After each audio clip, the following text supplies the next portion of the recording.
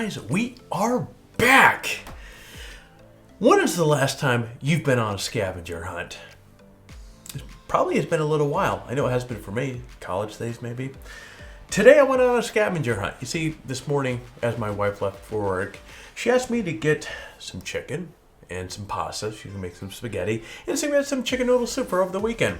So I went down to my local Ralph's, which is our supermarket here. Went in there, guys, and this is, mind you, I'm there 10:30 a.m. Pacific Standard Time in the morning. I've never seen so many people inside a supermarket. This is more packed than any Christmas holiday shopping that I've ever seen in any store. It was crazy. So, grab my cart, I head over to the pasta section. Guys, nothing. There was absolutely nothing in the pasta section. So I go head over to the meat section. Nothing. Not a single cube of anything. Actually, there was some vegan tofu stuff, but that's about it. So I go over to the soup. There was a few stragglers there, and the only soup that was there, guys, was pea soup. Oh yeah, score. Seriously, although it was like pea soup. Absolutely nuts out there. But let's move on to Photography Talk episode number 18, guys. First, I want to mention that we have a new giveaway that is coming up. Our last giveaway was a huge success, and thanks again for everyone that participated, and congrats to the winners as well. I announced the big winners in the last Photography Talk episode, so be sure to check out that if you missed who won it. There's also a link in the description below.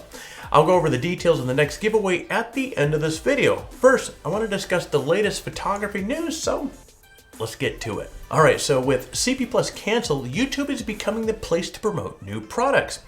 As I'm sure you all have heard by now, CP Plus was canceled due to concerns about the coronavirus. Well, without CP Plus to show off new and exciting gear, camera companies are turning to YouTube as their primary means of highlighting what their new gear can do. Olympus has recently made an impression on YouTube by sharing a 45-minute presentation that they developed for CP Plus. Now, in the presentation, they demonstrate the use of a 150 to 400 millimeter f/4.5 lens with a 2x digital teleconverter. This lens and teleconverter combination has an effective focal length of 2,000 millimeters on the long end. Oh yeah. To demonstrate what can be done with this kind of reach, Olympus headed out to the roof of one of their buildings and took a photo of Mount Fuji. Now get this, from 42 miles away. As the video shows, the difference between the 35 millimeter shot of Mount Fuji and the 2,000 millimeter shot is quite incredible. Olympus also took some shots of the moon, and again, the 2,000 millimeter focal length definitely really impressed. Speaking of coronavirus, Nikon has announced the D6 will be delayed due to the virus. When the D6 was announced in February, Nikon said that the camera would start shipping this month. However, the release date now has been postponed to May. The delay is due to the inability to get certain parts and components that are made by third-party companies. With so many suppliers taking measures to prevent the spread of coronavirus, some parts needed for the D6 simply, well, aren't available. Nikon didn't provide a specific date in May when the D6 would ship, but the shipment date will certainly depend on how quickly production can resume once the extreme danger of the virus has passed. The Canon EOS R5 will also be delayed because of the coronavirus. Canon Rumors reported earlier this week that the production of the EOS R5 is just at 25% due to the difficulties the coronavirus is causing with the manufacturing and getting the parts needed to build the camera. Well, for what it's worth, it's also reported that the still unconfirmed EOS R6 will also be delayed. The delay of the R5 really is unfortunate because the anticipation for that camera is so high. According to the rumors on that topic, Canon really only has two options for how to handle this delay. Well, first, they can handle the camera as planned in June or in July and simply not have enough cameras to fulfill the demand. The second option, they can choose to delay the shipping for a few months and then send the whole batch of R5s out at the same time, but well, that might not be until October.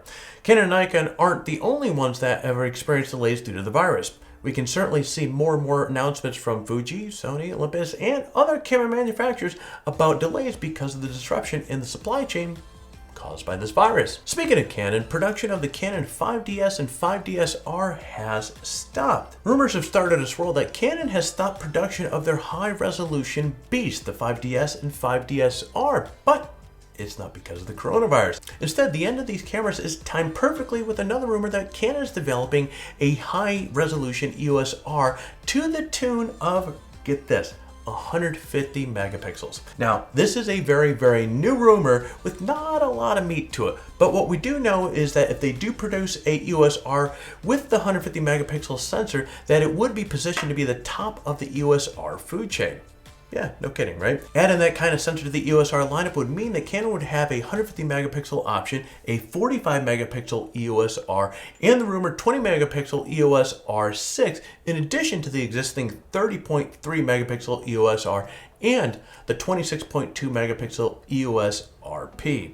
A 150 megapixel sensor is a mind-blowing idea, but then again, it wasn't all that long ago that 50.6 megapixel sensor in the 5DS and the 5DS R were mind-blowing. Of course, we'll see if this rumor pans out, but if there is truth to it, I would be shocked if we see a 150 megapixel EOS R before 2022. Next, will the iPhone 12 have a 64 megapixel sensor?